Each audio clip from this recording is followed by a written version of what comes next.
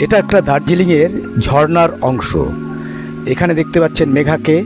আমরা দার্জিলিংয়ে গিয়েছিলাম, আমি, মঞ্জিত ও মেঘা।